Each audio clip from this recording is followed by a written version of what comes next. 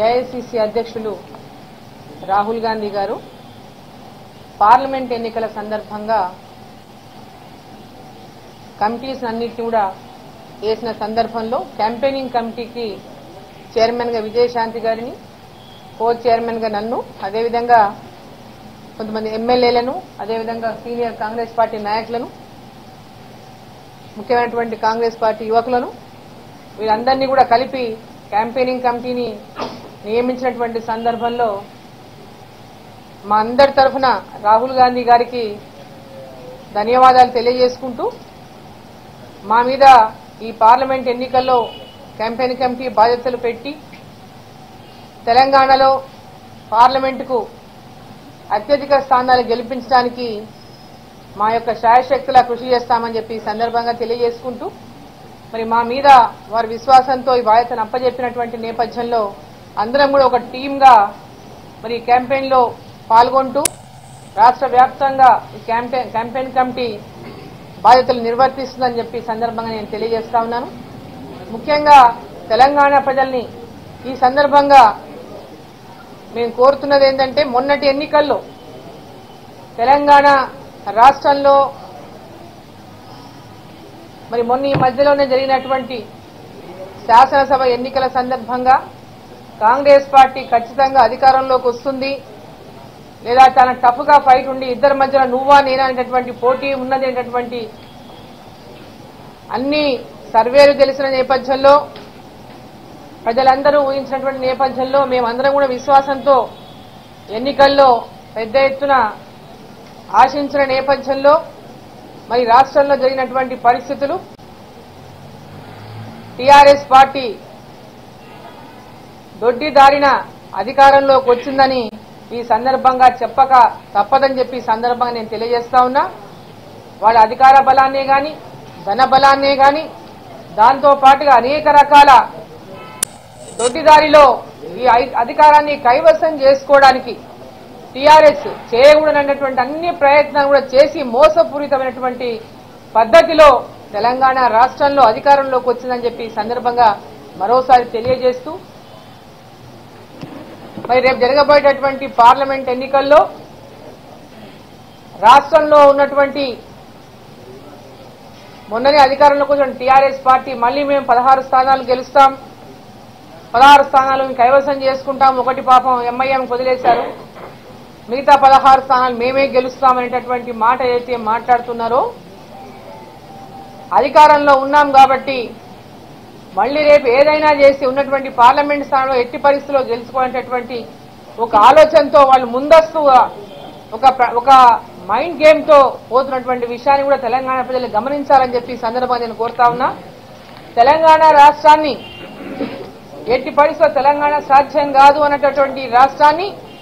సాధ్యం చేసి అందించినటువంటి కాంగ్రెస్ పార్టీ, ఆనాటి ఏఐసిసి అధ్యక్షురాలు యూపీఏ చైర్పర్సన్ సోనియా గాంధీ గారు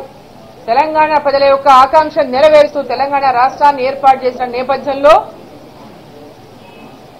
ఈ పార్లమెంట్ ఎన్నికల్లో తెలంగాణ ప్రజలంతా కూడా ఈరోజు బీజేపీకి కాంగ్రెస్ కు మధ్య జరుగుతున్నటువంటి యుద్ధంలో, కాంగ్రెస్ పార్టీకి బీజేపీ పార్టీకి జరుగుతున్నటువంటి యుద్ధంలో కాంగ్రెస్ పార్టీని తెలంగాణ రాష్ట్రం నుంచి అత్యధిక స్థానాలు అందించి గెలిపించాలని పార్లమెంటులో కాంగ్రెస్ పార్టీ, దేశంలో కేంద్రంలో కాంగ్రెస్ పార్టీ అధికారంలోకి వచ్చే విధంగా అందరూ కూడా రాష్ట్ర ప్రజలంతా కూడా సహకరించాలని చెప్పి ఈ సందర్భంగా మేము కోరుతా ఉన్నాం.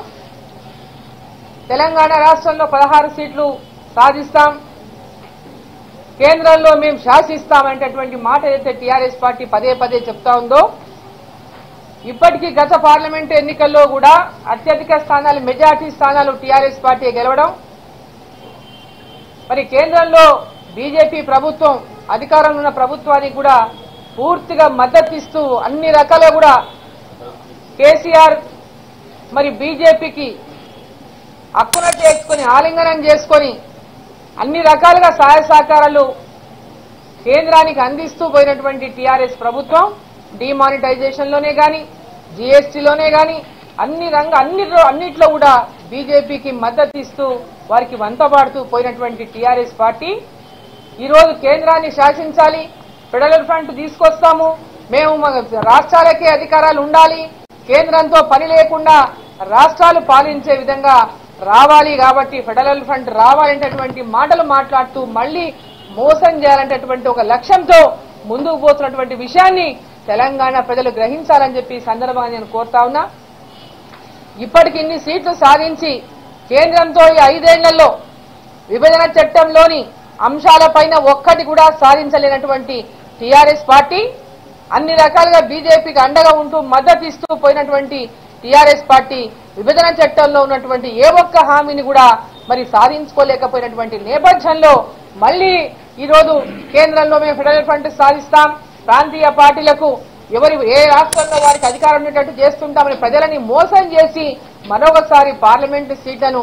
గెలుచుకునేటటువంటి ప్రయత్నం ఏదైతే చేస్తున్నారో తెలంగాణ ప్రజలందరినీ కూడా మేము ఈ సందర్భంగా కోరుతా ఉన్నాం. మరొకసారి మోసపోవద్దు. తెలంగాణ రాష్ట్రాన్ని ఇచ్చినటువంటి Congress party UPA chairperson Sonia Gandhi గారు